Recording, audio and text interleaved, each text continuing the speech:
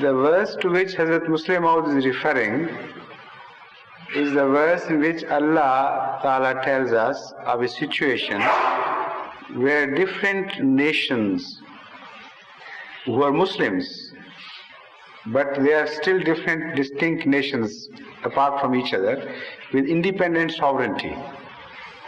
In such a state, if two among them disagree with each other and cannot resolve their disagreement peacefully, and there is a fear that they will begin to fight with each other, then what should happen?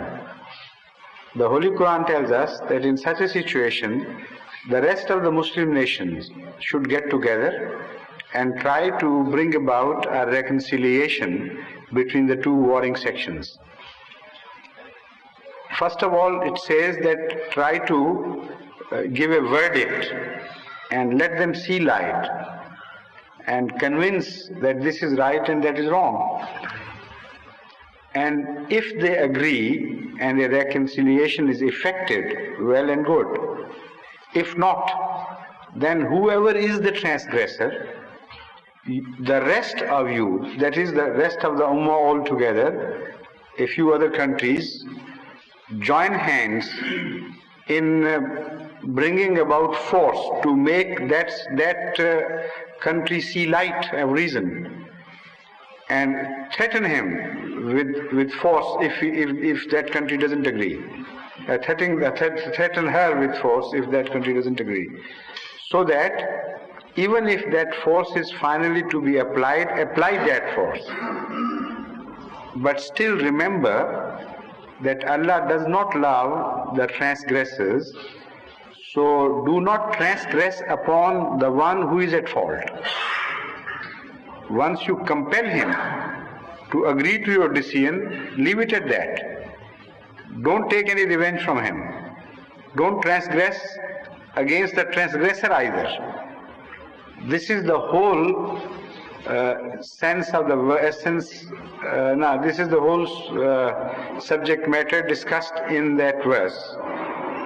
So, no previous Mufassir, that is the commentator of the Holy Quran, had ever inferred from that there was a seed sown for a sort of leagues of nations. It was for the first time that Hazrat Musleh Maud pointed it out, and pointed it out by way of criticism of the Western concept of leagues of nations. Western concept of League of Nations, yes.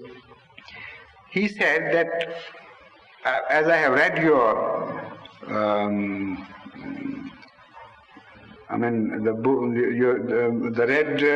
rules and regulations charter.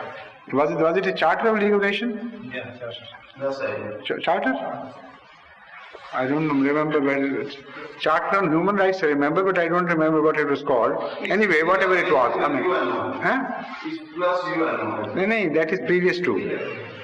Before the UNO came into being, it was League of Nations. But whatever document controlled that, he had read that document and was commenting on that, and said that having read the rules and regulations governing the Leagues of Nations, he finds one flaw which is going to create trouble for the future.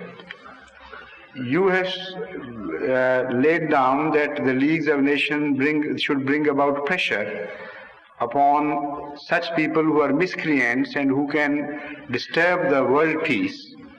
So far so good. He said that the Holy Quran also says that. But you have not put any instruments, added any instrument. In case that one section or one country does not agree with you, what is moral pressure to a country which has already decided to defy everything else?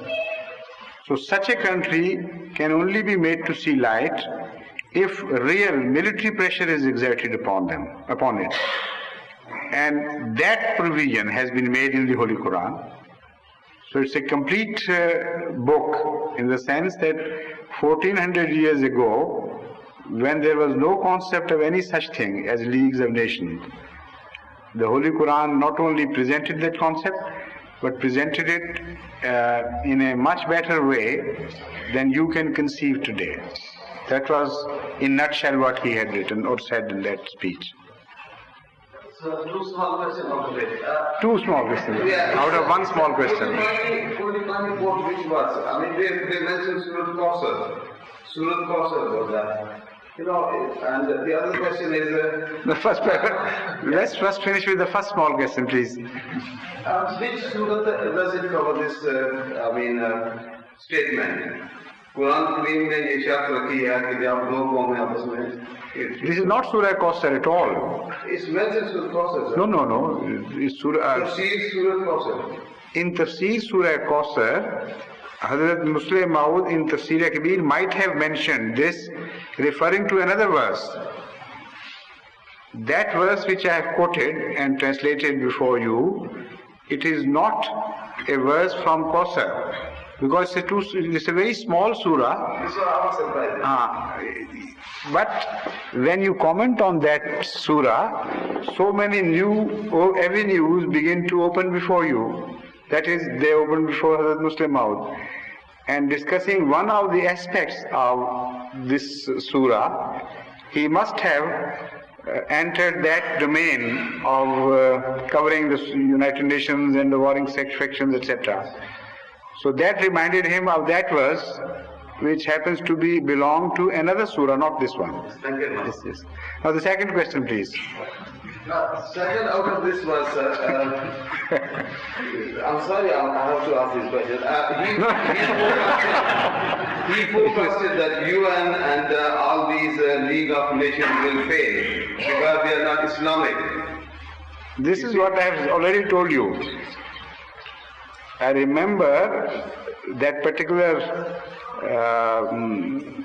mention by Hazrat Musleh Maud, and he mentioned it in the context of what I have already explained, that because it is the Charter of League of Nations is incomplete and it has a flaw, a lacuna in it.